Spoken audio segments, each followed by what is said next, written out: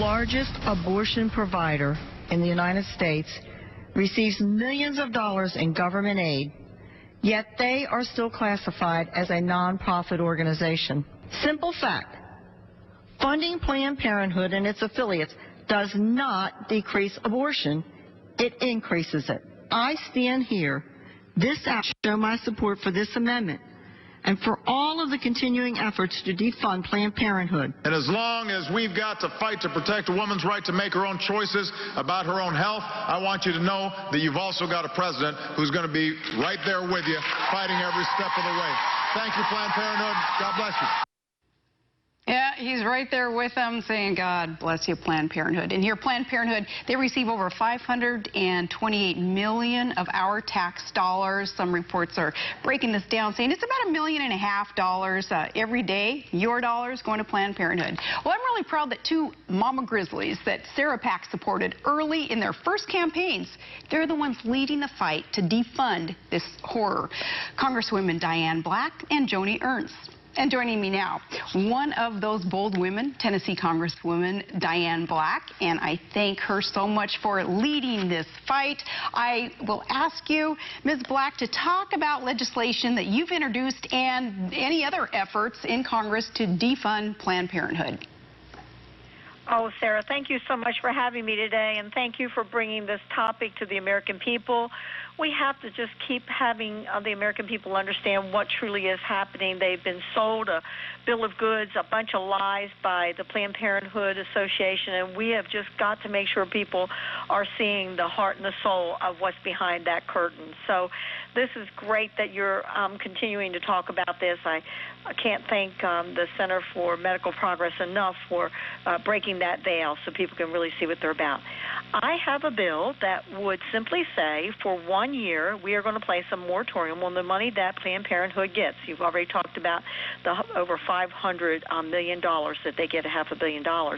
And that money does not get lost. That money goes to other clinics that are providing the services that Planned Parenthood declares that they're providing, and in a much larger way. So we have about 13,000 of these either federally qualified health clinics across the country. They could be faith-based, they can be state health departments, and they're providing these services. They can get that money. But in the meantime, we need to investigate Planned Parenthood and really find out what's going on behind their doors. That's right. It's appreciated there that you're on top of that, the investigations that are needed. Now, we can assume that President Obama would veto any of your actions to defund. If Congress can't override President Obama's veto of the defunding, as, again, we know he'll probably do, because he loves Planned Parenthood, how else can we stop our tax dollars from going there? We can do it through the appropriations process as well, and as you've already alluded to, we have a president who is in love with Planned Parenthood. But, Sarah, I have been saying for over 40 years as a nurse that the only way that we're going to get the people of the country to understand truly what's happening is that win their hearts and minds. And that's what we're doing with these videos, is that we're allowing people to see this is not a blob of tissue, as has been sold to them for over 40 years. They are now seeing that if you're trying to harvest a brain, a heart, a lung, you don't get that from a blob of tissue. You get that from a baby. And it is by the American people standing up and just insisting that their dollars not to go to these despicable organizations that do the kinds of things that we've seen that Planned Parenthood is doing. That's when we're going to really change what's happening here in this country with the funding of Planned Parenthood and other abortion clinics. Well, and you being a nurse for 40 years, your position is so legitimized, Congresswoman. Did you have previous experience with this law-breaking business, Planned Parenthood, before this? And Congresswoman, the excuse that we hear to keep up the funding, it's because supposedly they provide medical referrals and birth control for other women, but as you are suggesting, surely there are other clinics and even Obamacare that's doing the same thing. Are we duplicating services here? Well, we are, and there is no reason in this world why we should be giving that kind of money to an organization that really is the biggest abortion provider in the entire country, when there are other agencies around, as I say, state health departments, county health departments. And by the way, they are having to compete with Planned Parenthood for those dollars. They do a wonderful job. I know this because I've been in medicine for a long time. I've seen the services. You know, Planned Parenthood got called out several years ago when they declared that they did mammograms, and when the investigations were done, we saw they didn't do mammograms. The other services that they claim that they are providing are minute compared to the number of abortions that they provide. And so there is no reason why we should have good health care that is being provided by other agencies that we know are providing very good women's services. As a matter of fact, let's take a look at what what Planned Parenthood has. They have a surplus of $127 million last year. Why are we giving them federal dollars when they have a surplus of $127 million? It is ludicrous. There are good services provided for women across this country, right in their communities. I've been a part of it for a long time. I know it. I see it. And no longer, by the way, do we give money to Planned Parenthood in the state of Tennessee. We were able to defund them when I was still in the state Senate there, and it should be done all the way across this country. Well, there are things certainly that constituents can do to help you and your colleagues in this effort to defund. You are a conscientious Congresswoman, and you listen to your constituents. I want to assume that everyone in Congress does the same.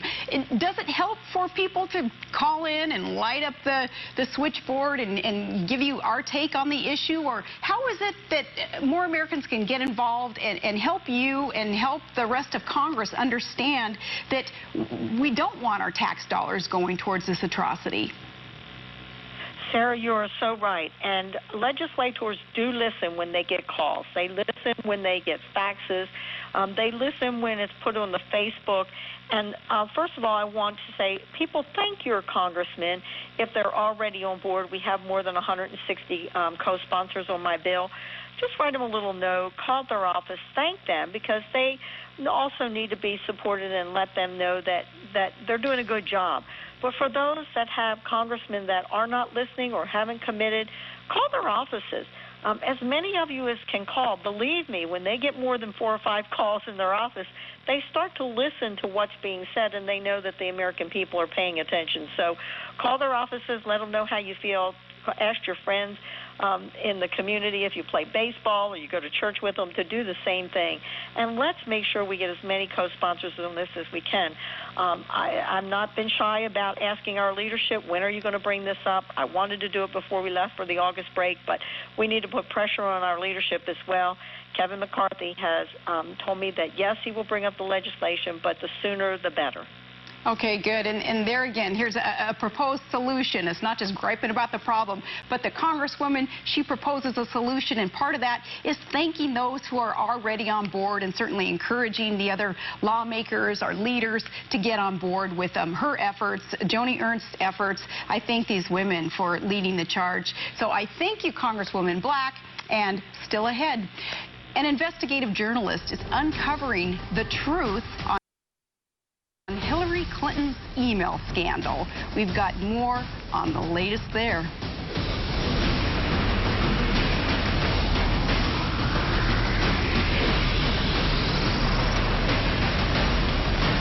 That distinction